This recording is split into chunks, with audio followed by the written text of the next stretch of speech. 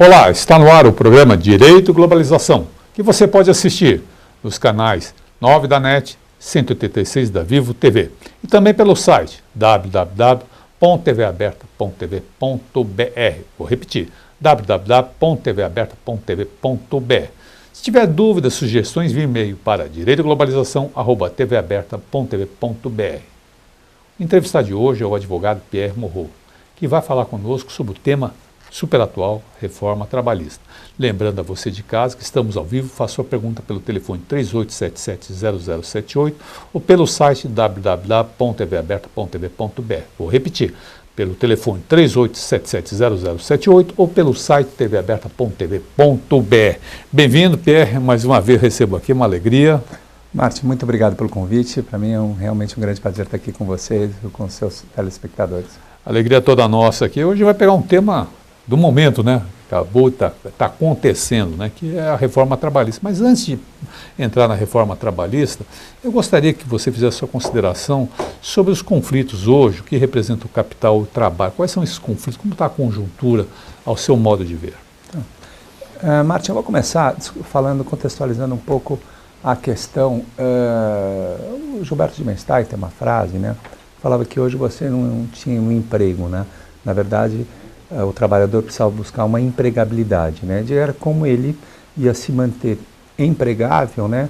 Melhorando seus atributos, a sua qualidade. Nós sabemos de toda a tecnologia que tem entrado no mercado do trabalho. Você tem uma série de dificuldades. Inclusive hoje, Martin, está tendo uma discussão pelo CESA hoje sobre a automação do serviço de advogados. Inclusive são computadores que estão entrando para substituir advogados. Hoje está sendo pauta do CESA lá sobre esse tema. Então você vê que inclusive atinge aos advogados essa discussão também, né? E já não estamos discutindo aqui terceirização, não estamos discutindo, a gente está discutindo de automação direta de computadores, né? Não com algoritmos, né? Mas são algoritmos que entram para discutir, e esses algoritmos inclusive com tecnologias novas, que são as tecnologias fuzzy, né? A tecnologia fuzzy, ela vai atualizando aquele algoritmo. Então, imagina um arsenal hoje de tecnologia que as empresas têm nessa relação. Então, elas têm, do lado bom, elas têm muita tecnologia e podem eventualmente substituir, né, o trabalhador com novas tecnologias.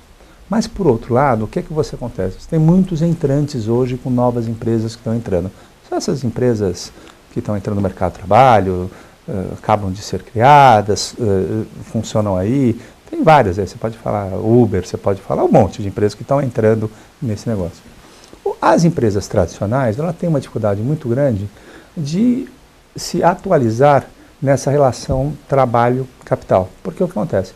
Você hoje tem uma empresa que já está estabelecida no mercado, ela tem vamos dizer, uma folha, digamos que ela tem uma folha, está contratada, ela tem uma série de custos, então ela tem um determinado tamanho. Digamos que essa empresa queira se expandir, ela quer crescer, gerar novos postos de trabalho. Como é que ela vai se relacionar com esses novos trabalhadores? Essa lei hoje vem de encontro justamente nessa discussão de como vai ser o mercado daqui para frente. Porque o jovem, ele muitas vezes, ele quer ter uma relação com menos hierarquia, com menos subordinação, com uma série de características que do trabalho, hoje ele não quer. Você pergunta para qualquer jovem, seja da geração X, Y, ou dessa geração millennium, né? Também tem pessoas que definem isso como millennium, né?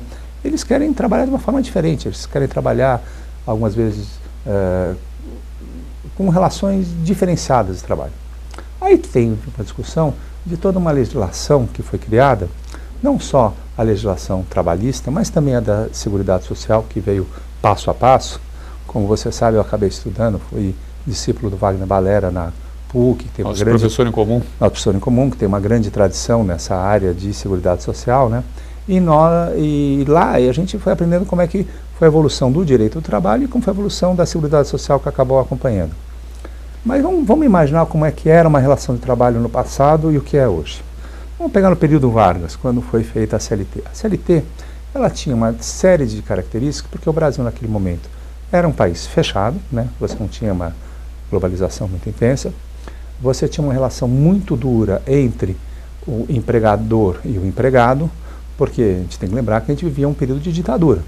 E mesmo depois que Vargas saiu, depois veio o golpe de 64, depois você tem uma série de motivos na legislação brasileira que você precisava proteger o hipossuficiente, que era o trabalhador. Então isso é historicamente nossa relação. Mas o que acaba mudando? O que acaba mudando são justamente a mudança dessa relação de trabalho que você tem hoje em dia e a insegurança que não só a empresa tem com relação aos seus clientes, que hoje você vai fazer um contrato entre empresa com uma outra empresa, ou empresa com uma pessoa física, né? A outra empresa e aquela outra pessoa física, ela quer uma liberdade naquela relação. Ela quer comprar quando ela quiser, ela quer fazer o que ela quiser, caramba, ok.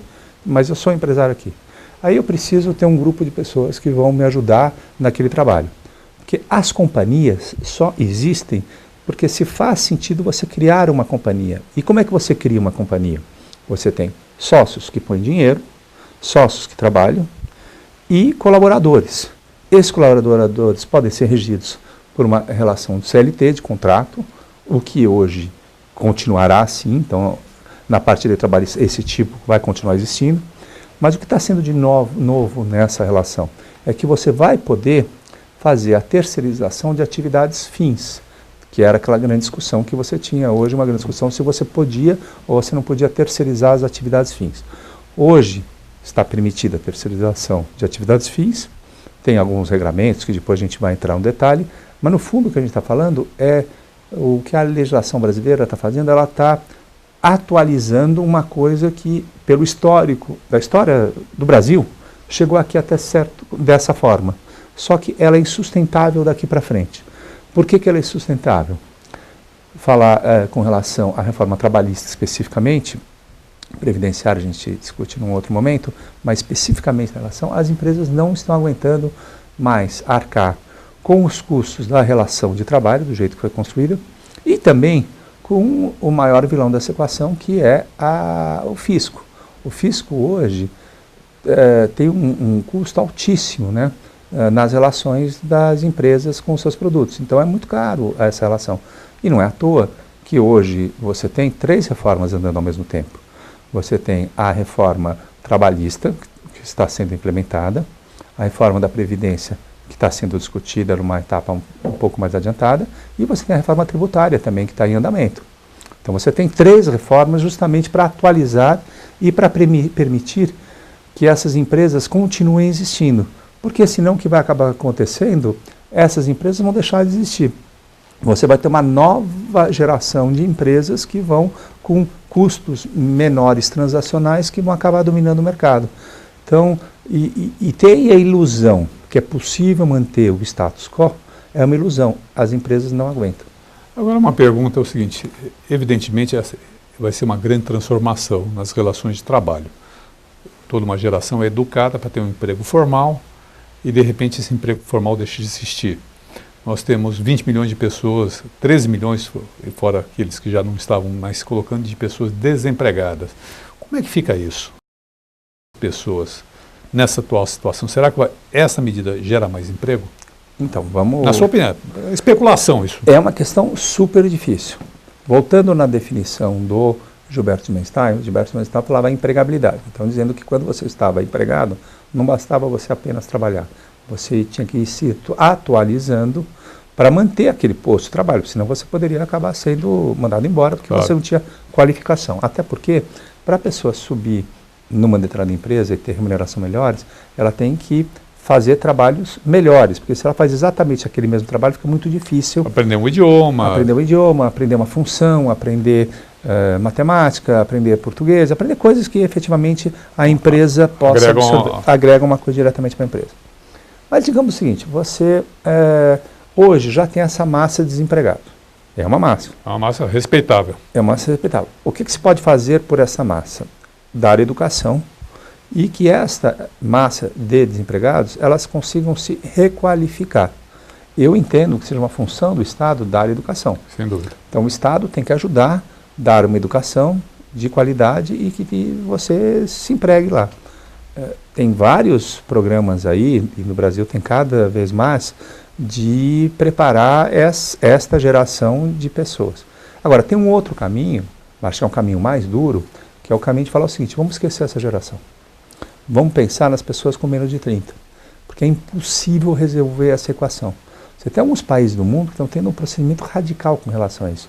Você lembra daquela frase, não confie em ninguém com mais de 30 anos? Sim, isso é uma frase dos anos 70. Dos anos 70. Hoje, pasme, você tem várias empresas que não querem saber de ninguém com mais de 30 anos, porque eles falam o seguinte, essa geração ela está perdida. Ela está perdida, essas pessoas, então vamos investir no jovem. E com relação à pessoa mais idosa, vamos ajudar essa pessoa a se manter, mas não vamos ter ilusão que a gente consegue trazer qualificação para essa geração. Vale mais a pena você qualificar o jovem. Posição que eu quero sublinhar, que eu discordo, mas você se verifica uma tendência de se investir no jovem, tá? E de tentar assistir a pessoa com mais idade. Então, isso é uma coisa bem diferente. Você vê que são posições bem diferentes de você requalificar. Onde eu noto isso que você diz é dentro do mercado financeiro. A gente vê vários jovens ganhando muito dinheiro e, de repente, aos 30 já monta o negócio dele, o fundo dele de investimento, reúne os amigos. Ou são descartados. Ou são descartados. Ou são descartados. Exatamente. E muitas vezes tem aqueles maus hábitos, né? Da época que eles ganharam muito dinheiro e tem dificuldade de se qualificar porque falam, pô, mas na época eu trabalhava no banco, eu ganhava tanto, agora vou ganhar essa miséria. Então, muitas dessas pessoas acabam, muitas vezes, indo por uma atividade numa ONG, acaba fazendo trabalho que até que não recebem nada. Se ele poupou um recurso e consegue ter esse tipo de atividade, ótimo. Mas imagina que você não consiga. Então, o que é que... a maioria do caso, que o jovem, em geral, não poupa, né?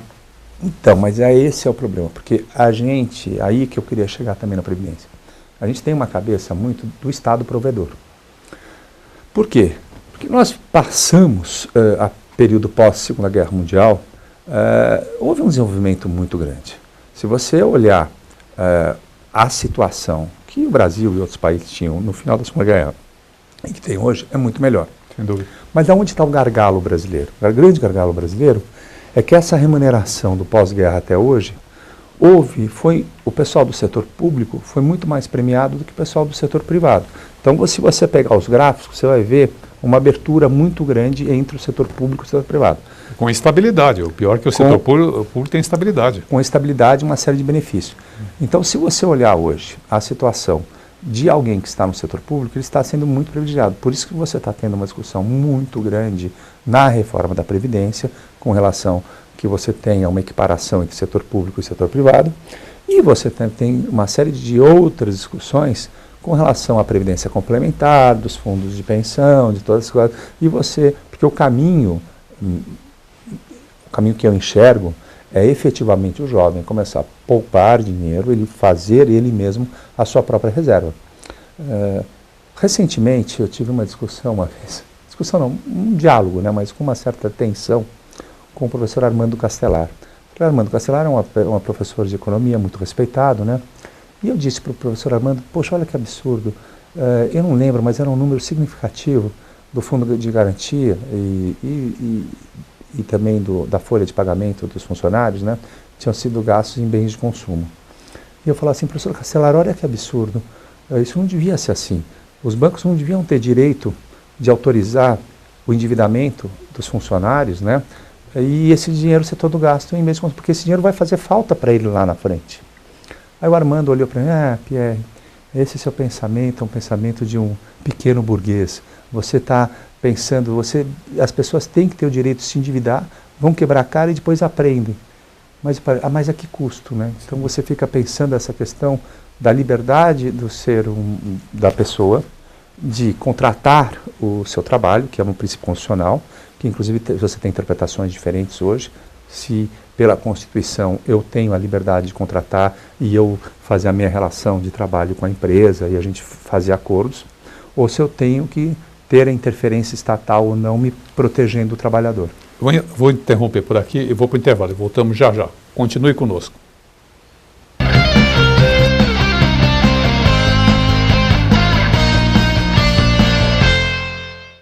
Acesse o site da TV Aberta São Paulo, www.tvaberta.tv.br. Vídeos. Olá, a partir Notícias. Promoções. Assista a nossa programação em tempo real e faça sua pergunta para os programas ao vivo. Participe da emissora comunitária da maior cidade do Brasil. O programa Direito e Globalização é uma iniciativa da Comissão de Direitos Humanos da Ordem dos Advogados de São Paulo, com apoio científico do Instituto Brasileiro de Ciências Criminais. Faça como esses produtores e realize o sonho de ter um programa na televisão. Venha para a TV Aberta São Paulo. Ligue para 3868-2802 e tenha a oportunidade de estar com mais de 3 milhões de telespectadores. Qualidade na transmissão e custo baixo.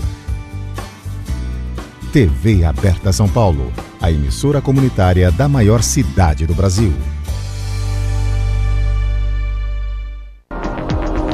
Você pode assistir a TV Aberta pelos canais 9 da NET e 186 da Vivo TV. Saiba mais em www.tvaberta.tv.br. TV Aberta São Paulo, a emissora comunitária da maior cidade do Brasil.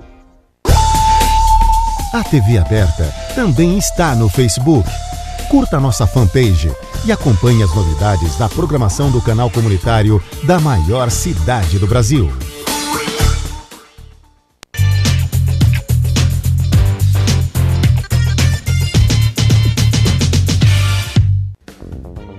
Este programa tem o apoio da TV Interação, Associação Vida e Trabalho e da Ordem dos Advogados do Brasil, Seção São Paulo.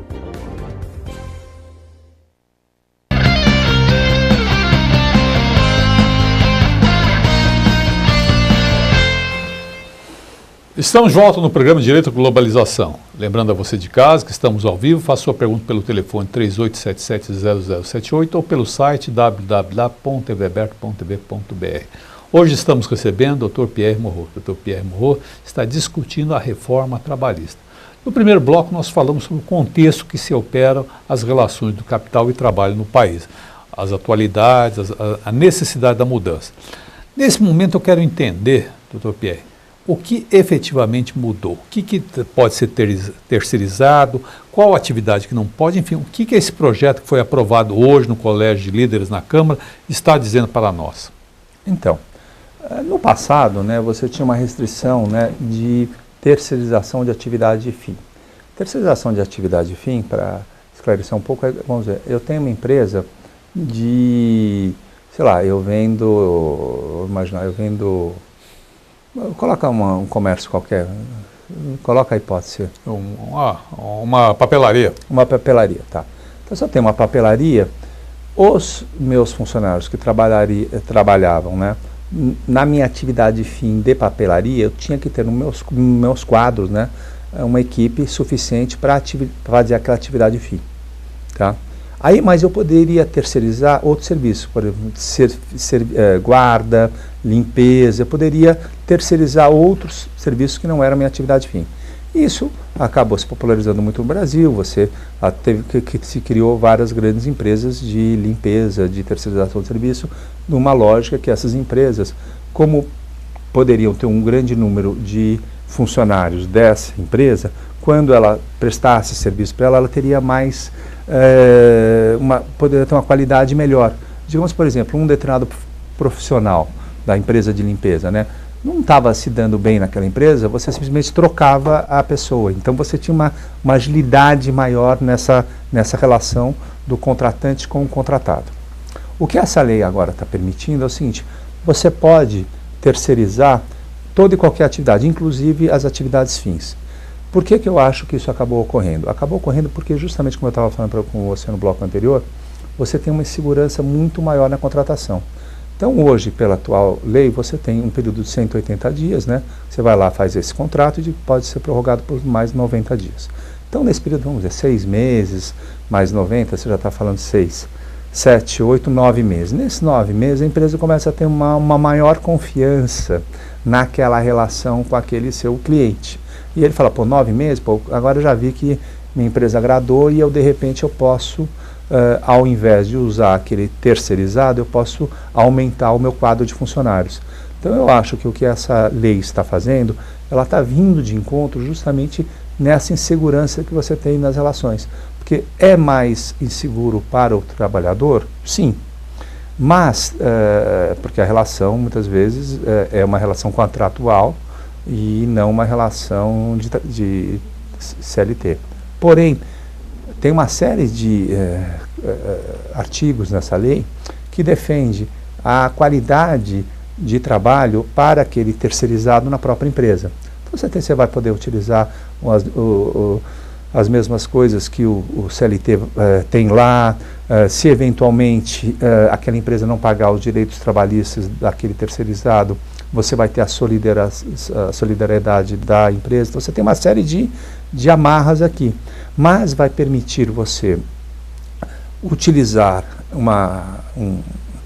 colaboradores através de contratos que você faz com empresas terceirizadas com muito mais agilidade do que você tem hoje. Está chegando algumas perguntas aqui, vamos responder. Eu vou selecionar aqui. Primeira pergunta, o fundo de garantia vai acabar com a terceirização? Então, o fundo de garantia são discussões diferentes, né? O fundo de garantia é um valor, né, que você deposita, né, que você vai fazendo uma garantia e você pode usar 3 hipóteses lá quando você tiver rescisão do seu contrato de trabalho, ou quiser comprar uma casa própria, tudo isso. Tem que imaginar o seguinte, o fundo de garantia vai continuar existindo, mas não naquela empresa que você, vamos dizer, se você está contratado pela empresa A, você vai continuar, a sua situação não vai mudar nada, ok? Porque, inclusive, o projeto, ele fala o seguinte, você não pode demitir, a lei, você não vai poder demitir e recontratar aquele funcionário. Tá? Esse artigo especificamente foi vetado. Na minuta anterior, você poderia recontratar em 180 dias. Agora foi vetado. Então, eu estou falando de uma outra relação, porque os funcionários que fazem parte dessa empresa não vão poder participar dessa relação. Esta outra empresa, a terceirizada, ela vai ser obrigada a continuar recolhendo todas as suas obrigações, inclusive o FGTS. Então, para aquele trabalhador vinculado a uma empresa terceirizada, não vai mudar nada. Ele vai continuar tendo direito ao FGTS. Essa pergunta, desculpe, eu esqueci de mencionar, foi da Vivian, da Vila Mariana. Então, Vivian, eu espero que eu tenha sido claro, que eu quis dizer para você, se você for contratado pela empresa terceirizada, você vai ter o FGTS do mesmo jeito. Se você já é contratado pela empresa, você também vai continuar tendo o seu FGTS. Então, com relação a isso, só vai mudar quem é a empresa responsável pelo recolhimento do seu FGTS. Chegou uma pergunta bastante interessante aqui, é da Valéria, da Vila Progredior. Como poderá conviver 2 sistemas de contratação distintos ao mesmo tempo? Ou seja, CLT e o... Não tem problema nenhum, porque justamente, inclusive hoje já existe. Você tem uma empresa que já tem 2 sistemas de contratação, só que para as atividades fins era vedada essa contratação. Então você vai ter 2 contratos diferentes. Então você vai ter o seu terceirizado, né, que você vai ter as regras lá da empresa que estiver te terceirizando, né, e as regras da empresa. Então são 2 regras que vão continuar existindo, vão correr em paralelo, né. Agora, uma dúvida minha, essa não tem. As pessoas serão contratadas, essas pessoas terceirizadas vão ser contratadas através de empresa ou elas podem ser contratadas individualmente? Eu posso formar, Martim, eu posso fazer uma empresa, por exemplo, a minha empresa, e fazer um contrato direto com outra empresa, ou tem necessariamente que ser contratado pela empresa A, ABC terceirizações? Então, vamos analisar isso. Você tem características diferentes, né? Então, inclusive, hoje você já tem várias formas de contratação. Então, Martin, vamos dizer, se você tem um profissional que tem uma característica, quer ter uma relação de prestação de serviço com a empresa. Isso. Então, você tem aquelas discussões de hierarquia, subordinação, habitualidade, todas essas regras vão continuar valendo. Então, agora, se for um trabalho que você vai prestar por um período de 180 dias, renováveis por mais 90, tudo bem, você pode ser um terceirizado, não tem problema. Agora, digamos que passou esse período e você continua prestando aquele serviço. Isso. Aí não pode mais, aí a empresa é obrigada a contratá-lo. A empresa não pode mais utilizar o Martin como terceirizado passado aquele prazo. Agora, será possível, existe a hipótese, por exemplo, eu sou contratado 180 dias, renova o contrato por mais 180. Essa renovação de contrato vai valer ou não? Não, a lei é clara, ela diz que são 180 dias mais 90. Mais 90. Mais 90. Depois eu ganho um contrato como funcionário. Aí você se torna elegível para elegível a empresa, você funcionar. Mas também a empresa pode falar, olha, eu não quero porque, Márcio, aquele período que você trabalhou não foi bom, a experiência que nós tivemos... O contrato acabou com... Exatamente. Tem aqui uma pergunta do Jorge das Perdizes. Diz ele, há uma redução em média, segundo ele, de 24% nos salários. Isso não... Estou lendo a pergunta. Isso não implicará na redução de mercado consumidor? Então, eu até fiz uma pergunta semelhante a você sobre isso. Então, essa discussão é uma discussão bem complexa, que depende muito, vamos dizer, da faixa de remuneração que você tem. Pensa assim, você é um trabalhador pessoa física, né? Você tem a tabela progressiva do IR, né, que vai até 27,5%, então você recebe lá, tem uma tributação de 27,5%. Você, a partir do momento que você tem uma sociedade unipessoal, você tem a sua tributação cai bastante. Então você já tem uma economia muito grande tributária. Tem, sem dúvida. Se você vai pelo Simples... Você vai pelo Simples. Então você já vai ter uma economia tributária muito grande numa relação diferenciada. Então você já vai ter uma diferença. Segundo, existe também uma outra tendência, que é o seguinte, a partir do momento que eu estou te remunerando, e você é um bom profissional, né, e você estiver se empenhando, você vai poder trabalhar. E com esse trabalho você vai poder, pela qualidade do seu trabalho, exigir uma melhor remuneração. Então o que vai acabar acontecendo? Você vai ter muito mais negociações entre a empresa e o funcionário de forma direta, com menor interferência estatal. Por quê? O que está acontecendo? O problema da interferência estatal, num determinado período da história do Brasil, ela foi muito boa. Mas o que está acontecendo hoje com a interferência estatal? A interferência estatal está aumentando muito o custo transacional das relações capital-trabalho. Isso o que acaba fazendo? Isso você cria toda uma burocracia para controlar isso, sem falar os custos dos sindicatos hoje. Os sindicatos tinham um determinado protagonismo com uma determinada característica até pouco tempo atrás, e os sindicatos hoje, muitos deles, servem muito menos às suas classes do que interesses da própria corporação. Claro. Eles acabaram se criando um ser que alimenta a si próprio, ao invés de prover a sua atividade fundamental. Sem dúvida. Eu vou interromper por aqui e vamos para o intervalo. Voltamos já no terceiro e último bloco do programa Direito e Globalização.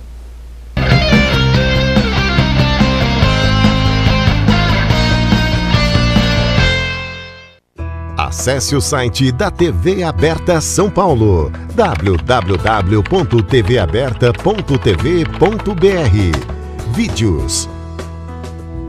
Olá, a partir de... Notícias. Promoções. Assista a nossa programação em tempo real e faça sua pergunta para os programas ao vivo. Participe da emissora comunitária da maior cidade do Brasil. O programa Direito e Globalização é uma iniciativa da Comissão de Direitos Humanos da Ordem dos Advogados de São Paulo, com apoio científico do Instituto Brasileiro de Ciências Criminais. Faça como esses produtores e realize o sonho de ter um programa na televisão. Venha para a TV Aberta São Paulo. Ligue para 3868-2802 e tenha a oportunidade de estar com mais de 3 milhões de telespectadores. Qualidade na transmissão e custo baixo. TV Aberta São Paulo, a emissora comunitária da maior cidade do Brasil.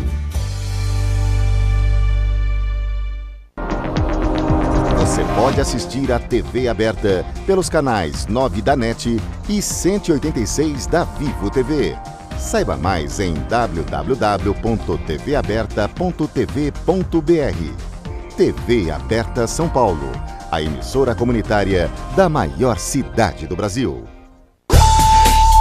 A TV Aberta também está no Facebook. Curta nossa fanpage e acompanhe as novidades da programação do canal comunitário da maior cidade do Brasil.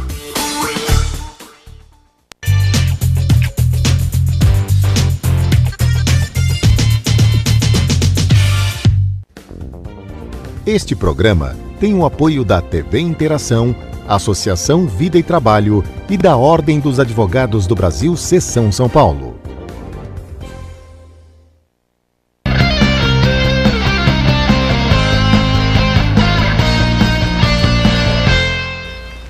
Estamos de volta no terceiro e último bloco do programa Direito e Globalização. Hoje estamos falando sobre o tema do dia, ou tema da semana, ou talvez até do mês, que é a reforma trabalhista, que acaba de ser aprovada pelo Colégio de Juízes na Câmara Federal. E eu gostaria de... Esse tema é um tema bastante preocupante a todos nós, é uma novidade que afeta a nossa vida, o dia a dia, vai afetar a vida de milhões de pessoas. Eu gostaria de saber qual é a experiência de outros países que foram pelo mesmo caminho. Então, eu queria primeiro colocar, por exemplo, os Estados Unidos, né? Os Estados Unidos nunca teve essa interferência estatal como nós tivemos aqui. Então, lá nos Estados Unidos, os dois lados sentam na mesa, negociam, você tem uma remuneração e você tem realmente uma série de funcionários, empregados ou terceirizados, você tem uma relação lá contratual muito aberta. Agora, vamos dizer, países que foram para o lado de uma proteção e uma intervenção estatal mais forte, por exemplo, a Inglaterra, Portugal, e outros países da comunidade europeia, esses países estão justamente no movimento de volta, justamente dando liberdade para as partes contratar. Então está sendo um movimento, Márcio, que não é um movimento apenas do Brasil, é um movimento de vários lugares. Por quê?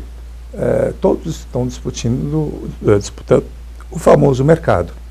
E esses países, principalmente os países europeus, começaram a perceber que os custos transacionais deles estavam muito altos e que você tinha uma série de problemas no sistema.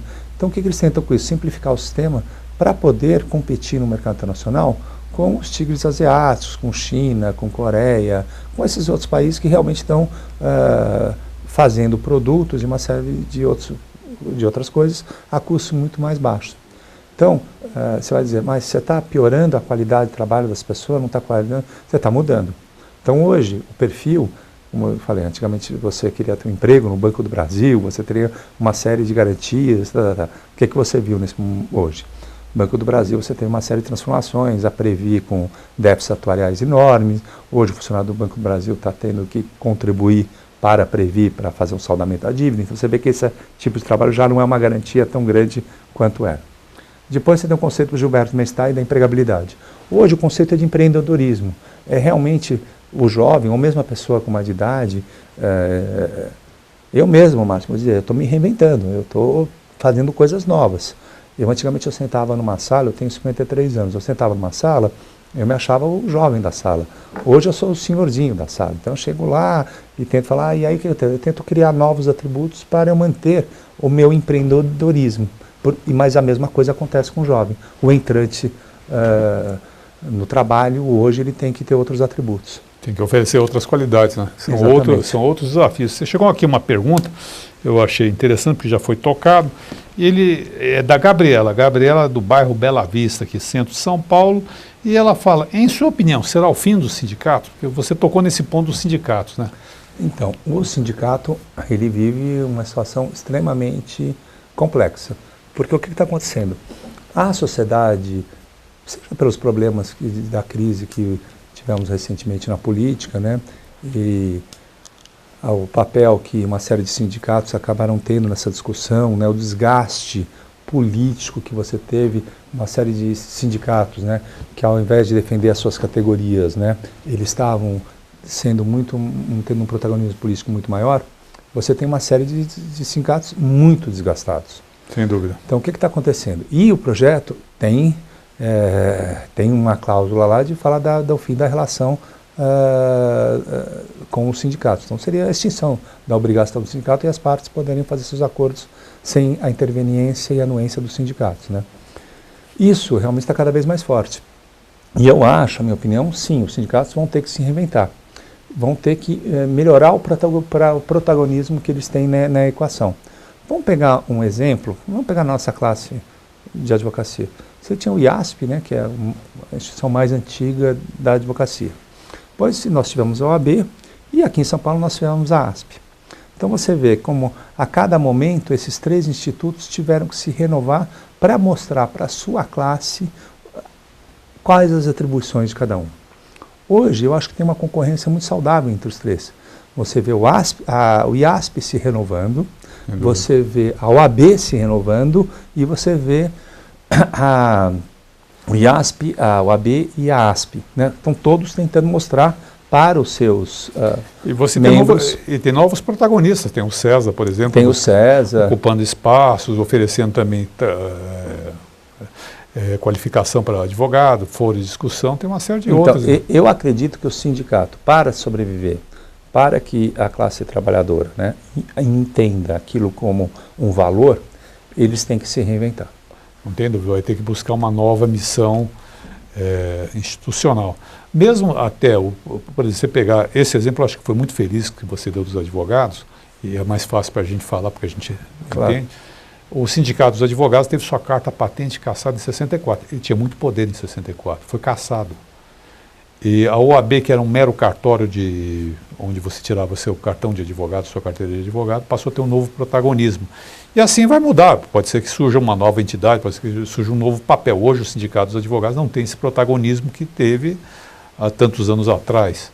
A OAB tem um outro protagonismo, o IASP tem um outro protagonismo, enfim, as entidades têm que se reinventar para atender a sua clientela, porque o mundo está mudando, né? E eu acho que a mesma coisa vai passar com a classe sindical. Sem dúvida. Eu acho que tem um filme muito interessante, eu não sei, Sully, que é do aviador que pousou no Rio Hudson lá, e é muito interessante isso, que mostra o protagonismo que o sindicato lá dos aeroviários tiveram naquele caso que protegeram o piloto. Então aquele filme é um filme muito interessante para mostrar como um sindicato bem organizado, no caso era o Sindicato dos Aviadores dos Estados Unidos, como ele teve um papel importante para ajudar na defesa daquele aviador que foi um herói, mas a empresa aérea queria pressioná-lo dizendo que na verdade ele foi um custo para a empresa, porque ele podia ter retornado ao aeroporto e pousado, seja no JFK ou LaGuardia. O que é que mostra o filme? Mostra que o sindicato ali apoiou de forma maravilhosa. Aquele caso é um caso real, todos nós conhecemos a história do piloto, e ali mostra um sindicato que realmente teve um protagonismo muito importante na defesa de um dos seus sindicalizados, o piloto. Eu acho que aqui, mesmo aqui, voltando para o caso brasileiro, os sindicatos tiveram um papel importante na conquista do projeto para a democracia, mas no Estado Democrático de Direito, infelizmente, se desvirtuou e acabou tendo um outro protagonismo que de longe atendeu o interesse da população ou daqueles sindicalizados. Mas isso é natural, o processo histórico é assim, né? Você tem, e aí vão se renovando. Vão se renovando, sem dúvida. Então vão ter que achar outros valores para defender. Nós estamos chegando nos minutos finais. Eu gostaria de primeiro que você falasse sobre o livro e depois fizer as suas considerações, por gentileza. Márcio, eu queria agradecer o convite de estar aqui e queria aproveitar que em julho nós vamos lançar na Flip, né, junto à editora Três Estrelas, um livro chamado Grandes Crimes. A ideia esse livro foi idealizado no sentido de que as pessoas que gostam, estudiosos de direito, gostam dos crimes, entender um pouco dessas histórias, como é que são casos policiais, essas coisas, como é que funciona a história do direito penal brasileiro e como ele foi se transformando ao longo da história. Então, vou citar um caso aqui rapidamente, que no livro vai ser comentado pelo René Aldotti, que é o caso Dock Street. E o caso Dock Street tem toda aquela discussão. É um caso emblemático. É um caso emblemático e que até aquele momento você tinha um conceito da legítima defesa da honra. Exatamente. Então, o homem traído, ele poderia matar a mulher. Foi o Heleno Fragoso que fez o júri, não foi isso? Foram pessoas muito famosas da advocacia. E aí, Evaristo Moraes também. Evaristo Moraes. Foi um caso muito emblemático. Então, mas a ideia desse... Então, aí o que aconteceu? Até aquele momento, era possível você defender sua legítima defesa da honra. A partir daquele caso, mudou a interpretação do direito penal brasileiro. Nós buscamos diversos casos na história do direito brasileiro sendo narradas, né, com a verdade dos autos, né? Então, uma das diretivas que a editora Três Estrelas nos deu é que a gente tinha que respeitar a verdade dos autos. A gente buscou caso a caso, fomos nos autos, fizemos uma pesquisa com relação a isso e vamos publicar esse livro na Flip. Na Flip lá de Paraty. Na Flip de Paraty, que é na última semana de julho. De julho, né? De 2007. É uma feira que já ficou tradicional, badaladíssima, traz intelectuais do mundo todo, é muito bacana. Eu estou muito orgulhoso de ser o coordenador dessa obra e eu, pessoalmente, vou narrar o caso do Rubens Paiva. Caso Rubens, além de você, vai ter a Heloísa Eluffi. Heloísa Eluffi, vai ter o Eduardo Molaerte, René Auriel Dotti, Eros Grau, são vários juízes. Uma constelação. E é muito prazeroso. Eu gosto muito de fazer obra coletiva, Marte, porque o que acontece? Eu acho que o professor José Alexandre Tavares Guerreiro, né, ele sempre fala assim, que uma das qualidades que o homem tem que ter é unir amigos. Sem dúvida. Então, você hoje me convidou aqui, amigo, sou muito grato pelo seu convite, mas você estava me narrando o prazer que você tem de receber aqui e estar com amigos e estar tendo essa experiência do conhecimento que é muito prazerosa. Eu gosto de fazer muitas obras coletivas, justamente que eu chamo pessoas que eu conheço, que eu sei que entendem, né, o assunto, mas a elaboração de uma obra dessa é muito prazerosa, porque a gente troca experiência e você acaba aprendendo muito.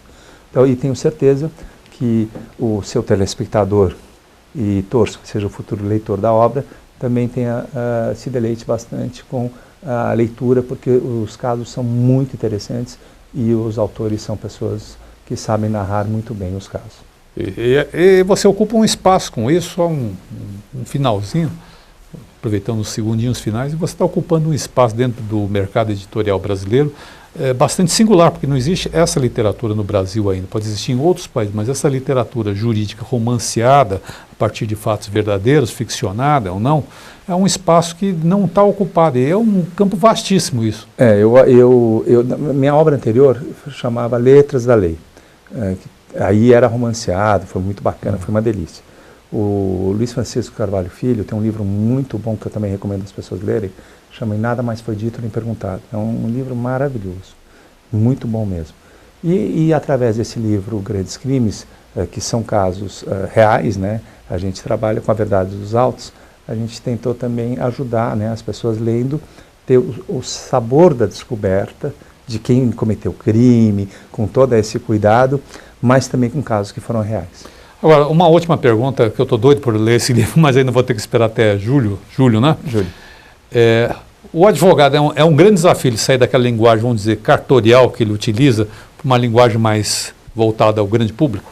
Sim, aí é uma questão que eu chamei advogados que já tinham tido a experiência de narrar para o grande público, porque você, muitas vezes, os autos, ele usa a palavra tecnicamente muito difícil e que a pessoa quando vai ler não vai entender. Nós tivemos o cuidado, né, o nosso editor, o Alcino Leite, da editora 3 Estrelas, nós conversamos bastante com os autores que justamente escrevessem de uma forma que a pessoa não precisasse conhecer direito. Então foram utilizados, né, palavras que fossem acessíveis, como se ele estivesse lendo o jornal. Então ele está lendo o jornal ali, mas não é apenas a opinião de um jornalista, um ponto de vista, mas sim a verdade dos autos. Para nós era muito importante a verdade dos autos. Parabéns, espero recebê-lo aqui em breve para a gente comentar esse livro, ou ler, para a gente vir aqui conversar. E vou me despedindo por aqui. Até a próxima semana, nesse mesmo horário. Obrigado, até lá.